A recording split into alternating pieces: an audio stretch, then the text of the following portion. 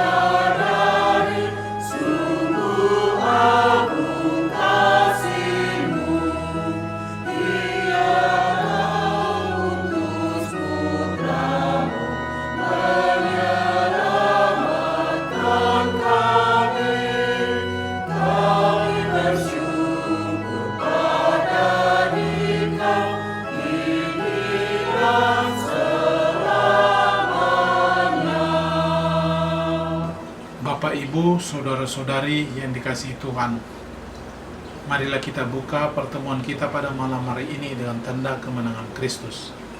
Dalam nama Bapa dan Putra dan Roh Kudus. Amin. Malam hari ini kita akan merenungkan dari Injil Lukas, suatu kisah yang sangat terkenal, yakni mengenai kisah orang Samaria yang baik hati.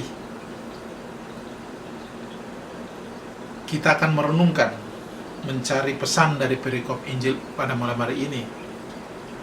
Melalui orang Samaria itu, kita diajak untuk melihat sosok Yesus sebagai sahabat bagi mereka yang menderita karena dianiaya atau ditolak oleh masyarakat.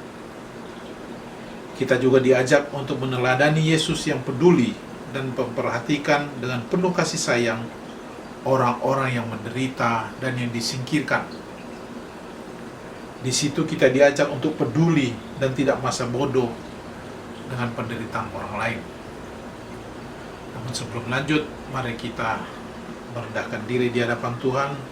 Kita akui bahwa kita adalah manusia berdosa. Saya mengaku kepada Allah yang Maha Kuasa dan kepada saudara sekalian bahwa saya telah berdosa dengan pikiran dan perkataan, dengan perbuatan dan kelalaian. Saya berdosa, saya sungguh berdosa. Oleh sebab itu saya mohon kepada Santa Peran Maria, kepada para malaikat dan orang kudus, dan kepada saudara sekalian, supaya mendoakan saya kepada Allah Tuhan kita. Semoga Allah yang Maha Kuasa mengasihani kita, mengampuni dosa kita, dan mengantar kita ke hidup yang kekal. Amin. Marilah kita berdoa. Allah Bapa yang Maha Baik, kami bersyukur kepadamu karena Engkau selalu hadir dalam perjalanan hidup kami. Kami juga bersyukur karena dapat berkumpul dengan saudara-saudari kami untuk mendengarkan sabdamu. Bapa yang baik, kami mohon curahkanlah Roh Kudus-Mu untuk membimbing kami dalam mendengarkan, mendalami, dan merenungkan sabdamu. Semoga melalui pendalaman dan permenungan sabdamu ini, kami diubah untuk rela menjadi sesama kami yang menderita, tanpa memandang status sosial, ekonomi, budaya, politik, dan agama. Demi Kristus, Tuhan dan pengantara kami. Amin.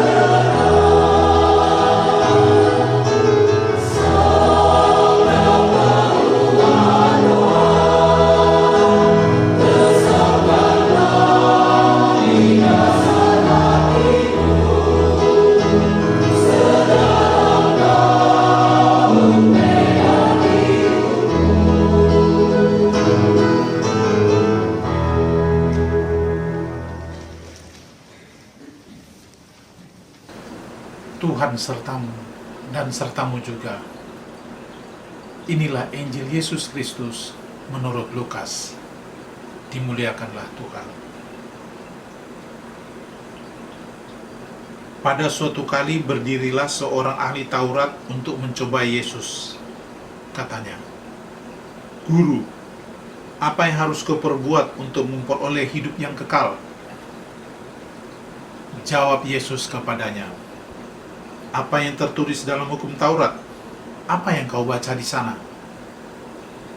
Jawab orang itu, "Kasihilah Tuhan Allahmu dengan segenap hatimu, dan dengan segenap jiwamu, dan dengan segenap kekuatanmu, dan dengan segenap akal budimu, dan kasihilah sesama manusia seperti dirimu sendiri."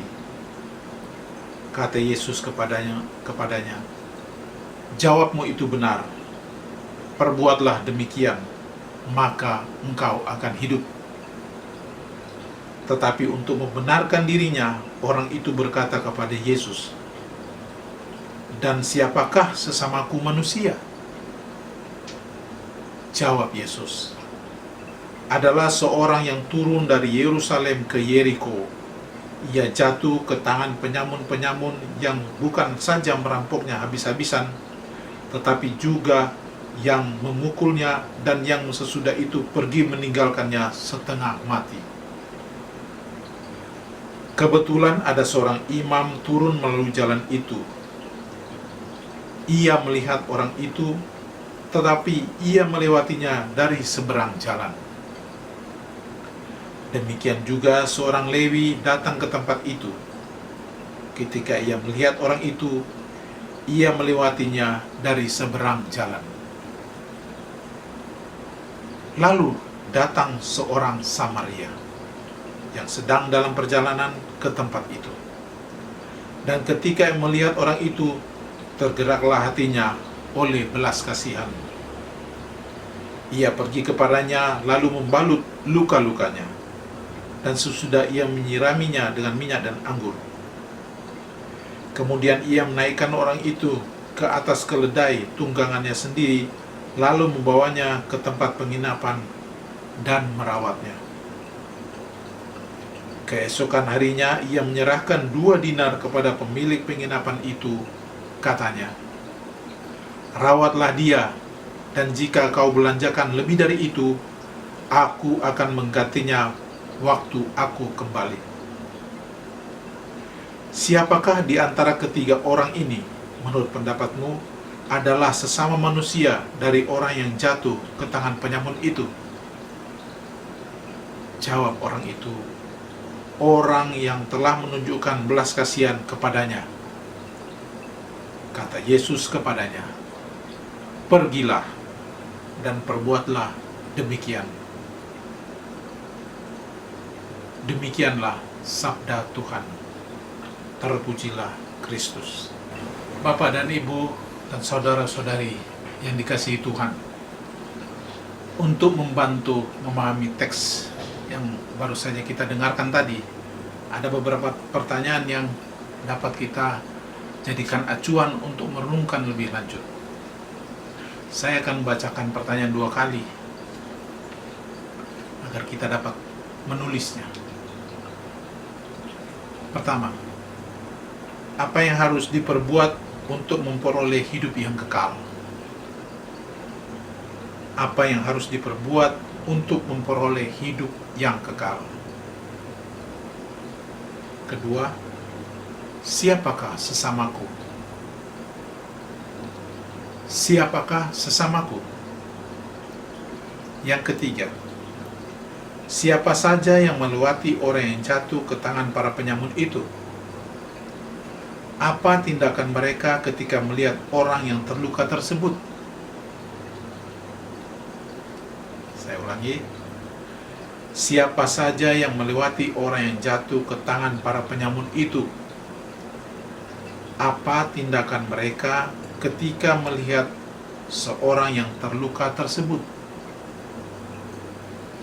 Keempat, siapakah orang yang telah menunjukkan belas kasihan kepada sesama dan yang perbuatannya layak diteladani?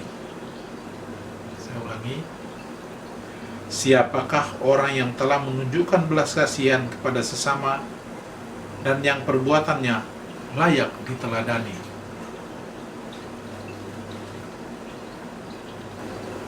Mari Bapak Ibu sekalian, kita menyimak renungan berikut ini.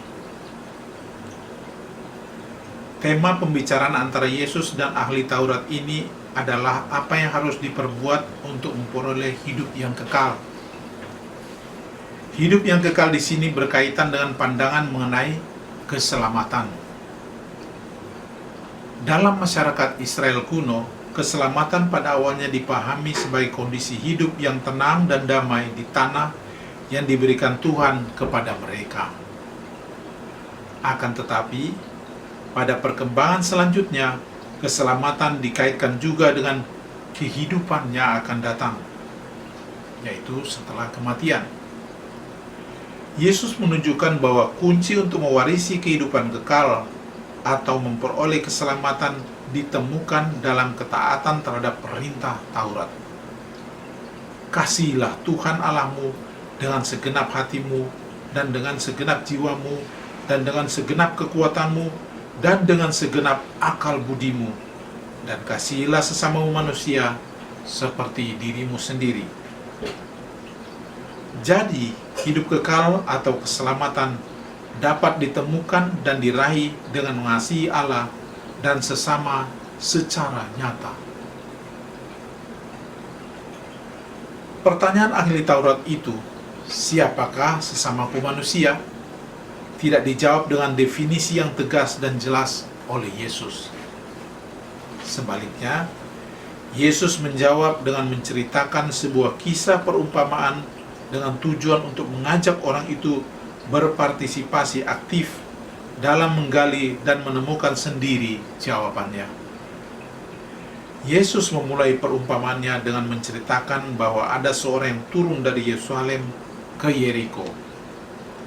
Ia jatuh ke tangan penyamun-penyamun yang bukan saja merampoknya habis-habisan, melainkan juga memukulnya, dan sesudah itu pergi meninggalkannya dalam keadaan sekarat. Identitas orang ini tidak jelas, apakah orang Yahudi atau bukan.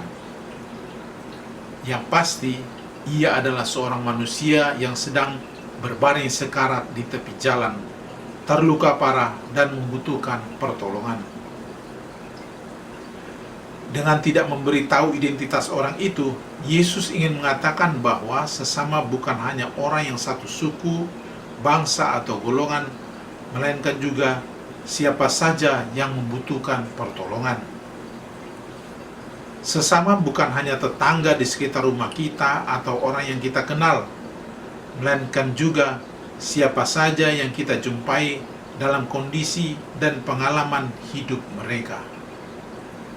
Mereka bisa saja orang asing yang kita tolong, atau orang yang kita beri semangat hidup, atau bahkan orang yang membenci kita, tetapi kita doakan.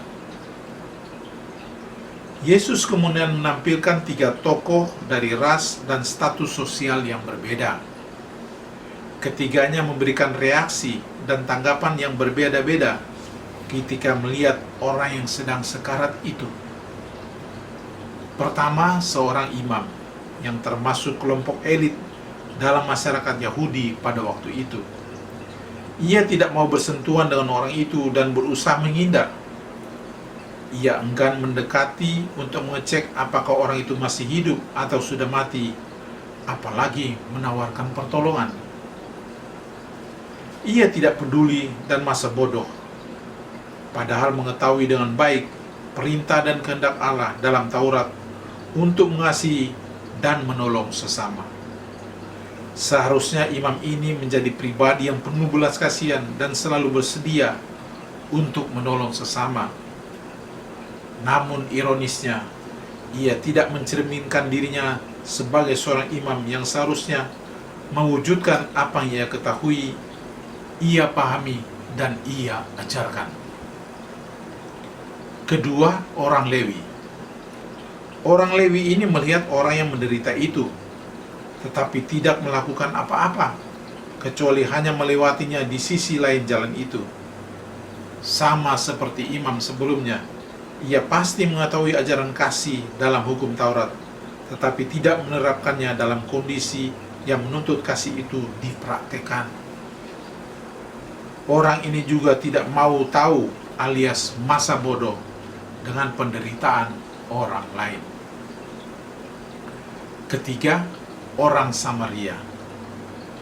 Melihat ada orang yang tergeletak hampir mati di pinggir jalan, seorang Samaria ini tergerak hatinya oleh belas kasihan. Ia mendekatinya dan melakukan pertolongan pertama dengan membersihkan luka-luka orang itu dengan minyak dan anggur.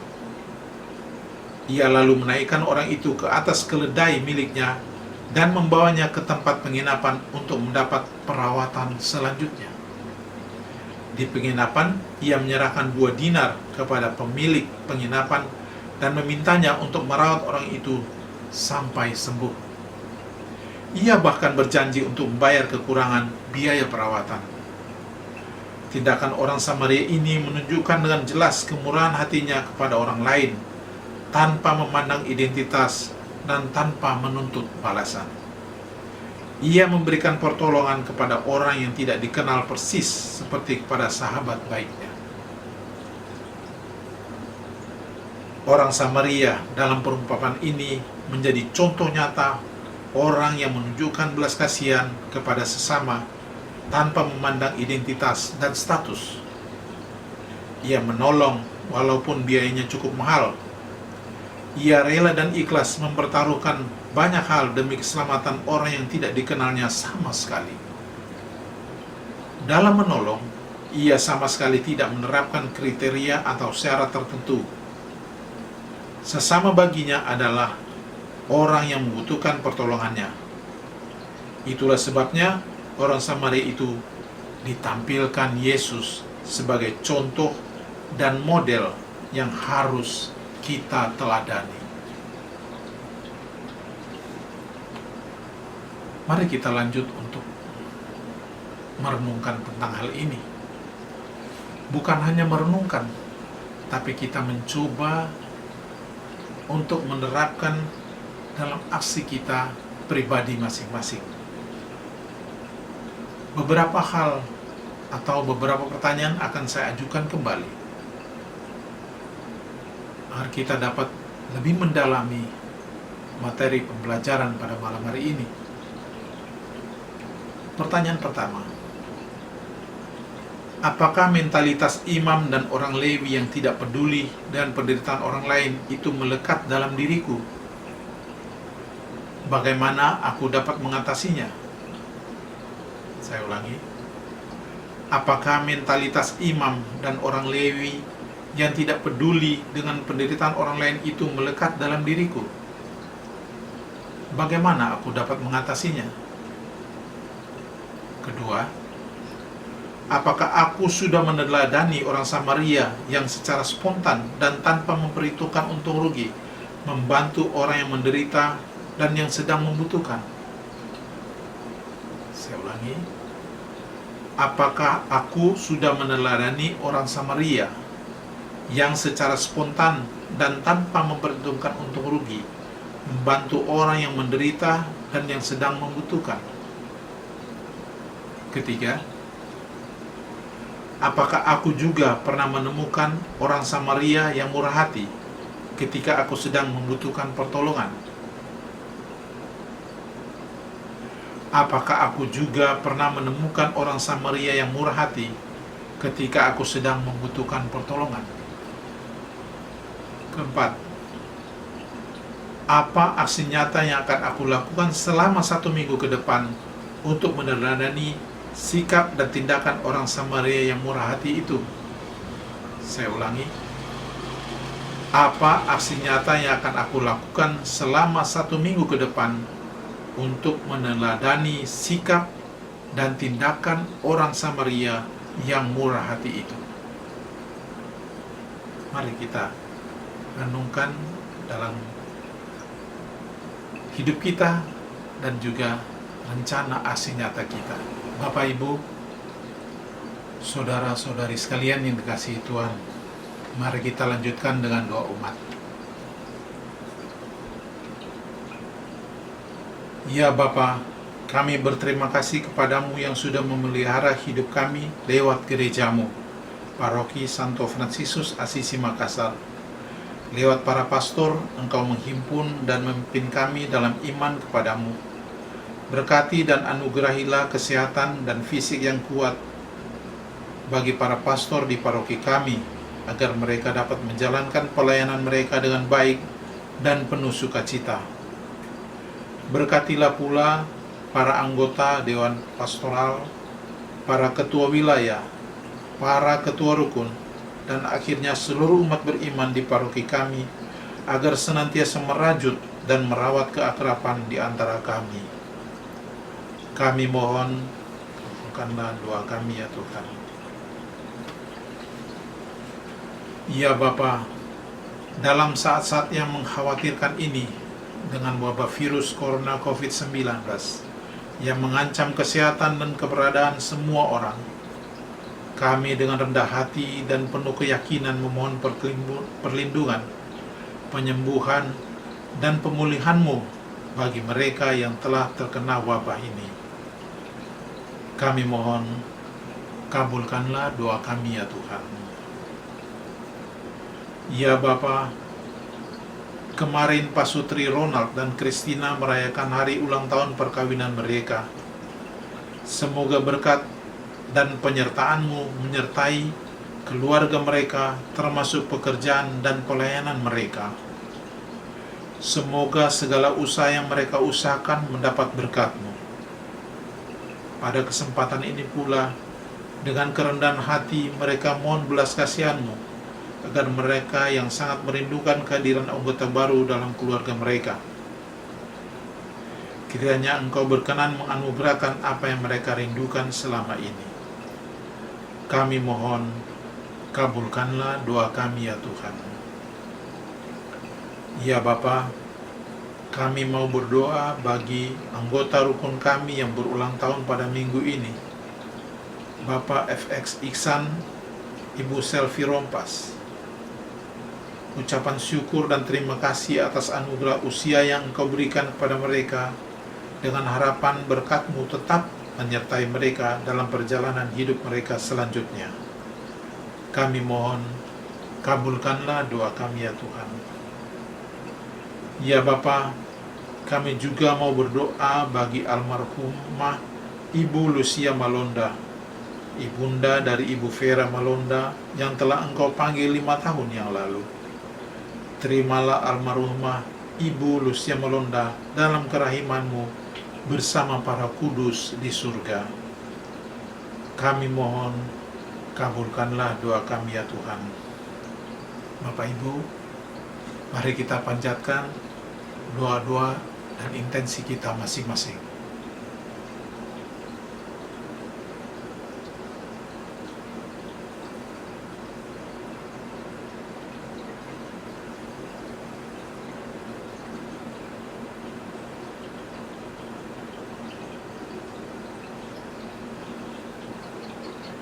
Kami mohon, kabulkanlah doa kami ya Tuhan. Marilah kita satukan doa-doa kita dengan doa yang diajarkan oleh Yesus kepada kita. Bapa kami yang ada di surga, dimuliakanlah nama-Mu, datanglah kerajaan-Mu, jadilah kehendak-Mu di atas bumi seperti di dalam surga. Berilah kami rezeki pada hari ini, dan ampunilah kesalahan kami, seperti kami pun mengampuni yang bersalah kepada kami. Dan janganlah masukkan kami ke dalam percobaan, tapi bebaskanlah kami dari yang jahat. Amin. Marilah kita berdoa penutup. Bapa yang baik, kami bersyukur untuk sabda-Mu yang boleh kami dengar dan renungkan bersama saudara-saudari kami, Rukun Santa Agnes. Kami mohon bimbinglah dan mampukanlah kami agar senantiasa mengasihi Engkau melalui tindakan kasih kepada sesama yang membutuhkan di dalam perjalanan hidup kami, seperti teladan yang diberikan oleh orang Samaria yang murah hati. Demi Kristus, Tuhan dan pengantara kami, kini dan sepanjang masa. Amin. Marilah kita mohon berkat dari Tuhan. Semoga Tuhan beserta kita sekarang dan selama-lamanya. Semoga kita sekalian dilimpahi berkat Allah yang Maha Kuasa, dalam nama Bapa dan Putra dan Roh Kudus. Amin. Santo Fransiskus Assisi, doakanlah kami. Santa Agnes, doakanlah kami. Dengan demikian ibadah kita sudah selesai. Syukur pada Allah.